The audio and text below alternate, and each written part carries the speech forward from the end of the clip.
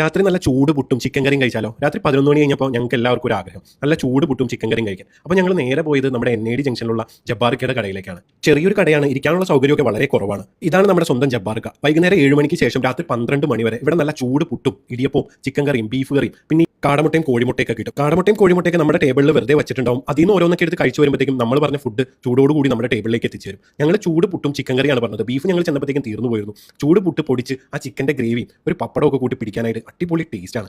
രാത്രി എത്ര വൈകിയാലും ജബ്ബാർക്കയുടെ ഈ പുട്ടും ചിക്കൻ കറിയും കിട്ടുന്നുള്ളതാണ് അവിടുത്തെ ഏറ്റവും വലിയ പ്രത്യേകത. നമ്മൾ കൂട്ടുകാരൊക്കെ ആയിട്ട് പോയി അവിടെ ചെന്ന് ഓർഡർ ചെയ്ത് വർത്താനമൊക്കെ പറഞ്ഞ് മുട്ടയൊക്കെ കഴിച്ചിരിക്കുമ്പോഴത്തേക്കും ചൂട് പുട്ടും ആ ചിക്കൻ കറിയും മുമ്പിൽ കൊണ്ടുവച്ച് തരുമ്പോൾ പപ്പടം കൂട്ടി ഒരു പിടുത്തം പിടിക്കാനായിട്ട് വല്ലാത്തൊരു ടേസ്റ്റാണ്. NAD ജംഗ്ഷനിൽ ഇപ്പോഴത്തെ പോലെ 24 മണിക്കൂറുള്ള ചായക്കടകളൊക്കെ വരുന്നതിന് മുമ്പ് പുക്കാട്ടുപടി, എടത്തല, ചൂണ്ടി വരെയൊക്കെ രാത്രി 12 മണി വരെയൊക്കെ ഫുഡ് കിട്ടുന്ന ഷോപ്പ് ഉണ്ടായില്ലെന്ന് തന്നെ പറയാം. അപ്പോൾ ഞങ്ങളുടെ മെയിൻ ആശ്രയമായിരുന്നു ഈ ജബ്ബാർക്ക. എല്ലാം കഴിഞ്ഞ് നല്ല ചൂട് കട്ടനും പിന്നെയും കുറച്ച് കാടമുട്ടയും കോഴിമുട്ടയും കൂടി കഴിച്ചിട്ടാണ് ഞങ്ങൾ അവിടെ നിന്ന് ഇറങ്ങിയത്.